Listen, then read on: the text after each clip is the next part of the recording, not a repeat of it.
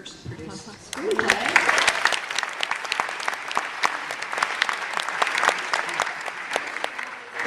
Once before, you then went up to Pixar and went north and joined this sort of hive mind, and yet you still have a single screenplay credit for Toy Story 3. So, what was the biggest? You have these beloved characters that everybody really loved. You were writing a sequel, and you had to take this sort of pitch that they gave you and turn it into something real. What would be the biggest difference between what that initial hive mind creation was and what you ended up with at the end? Just to sort of correct the chronology, I actually was first contacted by Pixar when in the summer of 2005 when Little Miss Sunshine was still being shot. So they called me up when I was an unproduced screenwriter, and I first went up and interviewed and got hired by them in September of 2005. So that was before we had even been accepted at Sundance.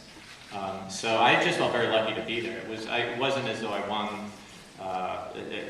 Little Miss Sunshine came out, and then I joined Pixar. It was really I joined Pixar, and then Little Miss Sunshine came out. And I was just happy to be there. I mean, I was so happy. I mean, I sort of spent 10 years sitting alone in my apartment in Brooklyn writing, and so to be invited to come up, aboard this incredible company, and just work collaboratively with other writers, I just thought I have to do this.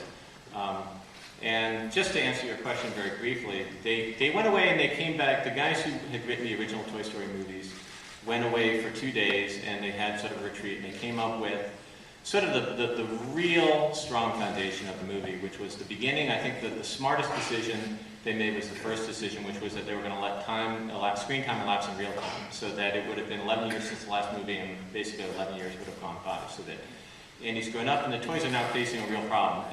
John Lasseter said that if you're a toy and you get broken, you can get fixed, and if you get lost, you can be found, but if your kid grows up, there's no sort of solution to that. And it's a great thing, because I think as a storyteller, you're always looking for a problem to give to your character that the audience doesn't see a clear or easy solution to. And then they came back and they gave me the middle was that they donate themselves to daycare, and then initially it looks great, and then it turns out it's not so great. And then, and then the end was, and this was also really crucial, was, to make this decision that, the end of the story was Andy was going to give all his toys away, sort of one by one to this little girl named Bonnie. And that, I just felt like I was so lucky at the beginning of the process, or we were all so lucky to have those three building blocks, and especially the ending, especially something that you always had a flag planted on the horizon. You always knew that you were going there, and so however the detours we took, we always knew exactly where we were going. Just in a nutshell, like for example, the third act of the film. Now in the film, they go to the landfill. That wasn't in the original conception. It was a scramble to get home in the third act, which we ended up throwing away. The hardest thing, though, was just figuring out what the arc of your hero's story is, and Woody is essentially the hero of the movie. What does he learn in the course of the story? And it's really tricky if you're doing a third film, of a character who's already sort of as well defined as sort of Buzz or Woody. In the first film, Woody has to realize that he's sort of an only child, or he's the favorite, he's Andy's favorite, and then he has to realize he gets to share the spotlight. And developmentally, that tries with someone, a kid who's 5 or 6 years old.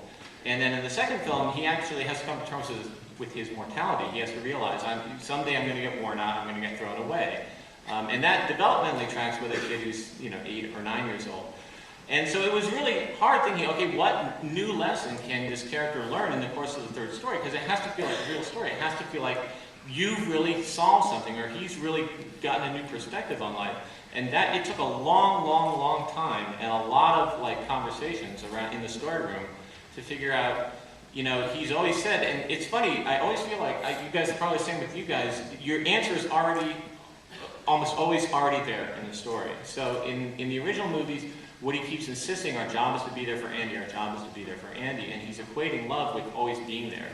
And so, to make a long story short, we got to the end, and Woody has to overhear his mom saying to Andy, I wish I could always be there with you, and Andy saying, you will be, Mom. And that way you shift from sort of a literal sense of always being there for somebody to a figurative sense. And Woody finally learns that he can love somebody and let them go. He learns about the impermanence of things. He learns about moving on. But it took a long time and a lot of meetings to really figure out. And the nice thing is that developmentally tracks with someone who's older, who's essentially a teenager.